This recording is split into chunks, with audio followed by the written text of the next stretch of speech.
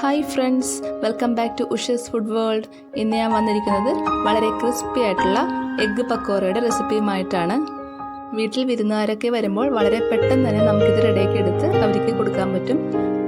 വളരെ കുറച്ച് സമയം കൊണ്ട് തന്നെ നമുക്കിത് റെഡിയാക്കി എടുക്കാം. കുറച്ച് ഇൻഗ്രീഡിയൻസ് ഇതിന് ആവശ്യമുള്ളൂ. ഇതെൻ്റെ 10 അമേസിംഗ് ആയിട്ടുള്ള എഗ്ഗ് റെസിപ്പീസിൽ 8ാമത്തെ എഗ്ഗ് റെസിപ്പിയാണിത്. ഇതിനു മുമ്പുള്ള എല്ലാ റെസിപ്പികളും എല്ലാവരും കാണാൻ മറക്കരുതേ. അതിൻ്റെ എല്ലാ ലിങ്ക് താഴെ ഡിസ്ക്രിപ്ഷൻ ബോക്സിൽ കൊടുത്തേക്കാം. ഈ എഗ്ഗ് പക്കോറയ്ക്ക് ടൊമാറ്റോ കെച്ചപ്പ് നല്ലൊരു കോമ്പിനേഷനാണ്. വളരെ ടേസ്റ്റി ആയിട്ടുള്ള എഗ്ഗ് പക്കോറ നമുക്കിനി റെഡിയാക്കി തുടങ്ങാം. അതിനായി 4 കോഴിമുട്ടയാണ് ഞാൻ എടുത്തിട്ടുള്ളത്. ഇതിലേക്ക് 1/4 ടീസ്പൂൺ മഞ്ഞൾപ്പൊടി, ആവശ്യത്തിന് ഉപ്പ്, 1/2 ടീസ്പൂൺ കുരുമുളക് പൊടി, 2 ടീസ്പൂൺ കാശ്മീരി മുളക് പൊടി എന്നിവ ചേർത്ത് നന്നായി മിക്സ് ചെയ്ത് കൊടുക്കണം. മുട്ട നന്നായി പതപ്പിച്ച് കൊടുക്കണം. എങ്കിൽ മാത്രമേ നല്ല ക്രിസ്പി ആയിട്ടുള്ള എഗ്ഗ് പക്കോറ നമുക്ക് കിട്ടുകയുള്ളൂ. ഇനി ഇതിലേക്ക് 1/2 ടീസ്പൂൺ ജിഞ്ചർ ഗാർലിക് പേസ്റ്റ് ചേർത്ത് കൊടുക്കാം.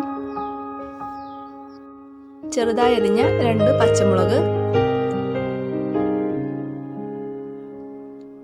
ഒരു മീഡിയം സൈസിലുള്ള സവാള ചെറുതായി അരിഞ്ഞതും കൂടി ചേർത്ത് കൊടുക്കണം.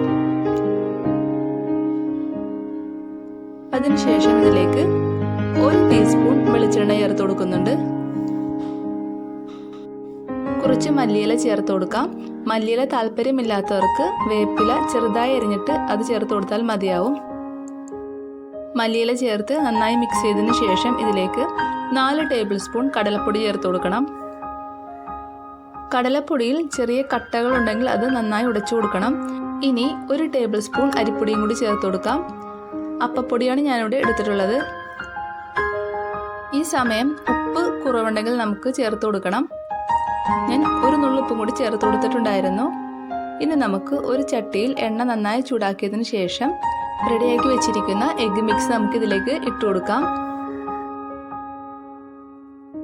എണ്ണ നന്നായി ചൂടായതിനു ശേഷം സ്റ്റൗ ലോ ഫ്ലെയിമിലേക്ക് മാറ്റണം. ഇനി നമുക്കിതിലേക്ക് എഗ്ഗ് മിക്സ് ഒഴിച്ചു കൊടുക്കാം. സ്റ്റൗ ഹൈ ഫ്ലെയിമിലേക്ക് മാറ്റരുത്. ഹൈ ഫ്ലെയിമിലേക്ക് മാറ്റിയാൽ പെട്ടെന്ന് തന്നെ ഇത് കരിഞ്ഞു പോകും. ലോ ഫ്ലെയിമിലിട്ട് വേണം ഇത് നമുക്ക് ക്രിസ്പിയാക്കി എടുക്കാൻ. എഗ്ഗ് പക്കോറയുടെ വലിപ്പം ഓരോരുത്തരുടെ ഇഷ്ടത്തിനനുസരിച്ച് ചെറുതും വലുതൊക്കെ ആക്കി എടുക്കാം. ഞാനിവിടെ കുറച്ചധികം മാവ് ഒഴിച്ചിട്ടുണ്ടായിരുന്നു. അതുകൊണ്ടാണ് കുറച്ച് വലിയ സൈസിലുള്ള പക്കോറ കിട്ടിയത്.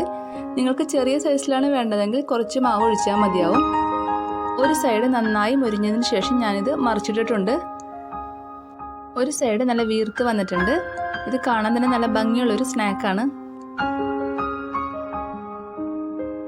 ഇത് തിരിച്ചും മറിച്ചിട്ട് നന്നായി മുരിച്ചെടുക്കണം.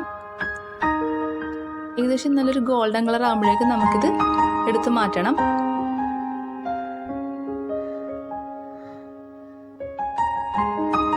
ഇപ്പോൾ നല്ലൊരു ഗോൾഡൻ കളർ ആയിട്ടുണ്ട്.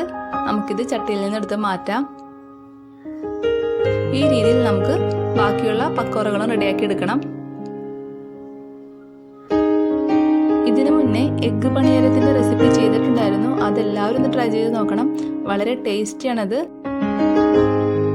നമ്മുടെ അടുത്ത എഗ്ഗ് പക്കോറയും ഇവിടെ റെഡി ആയിട്ടുണ്ട്. നമുക്കിത് പാത്രത്തിലേക്ക് മാറ്റാം. എല്ലാവർക്കും എഗ്ഗ് പക്കോറ ഇഷ്ടപ്പെട്ടെന്ന് വിചാരിക്കുന്നു.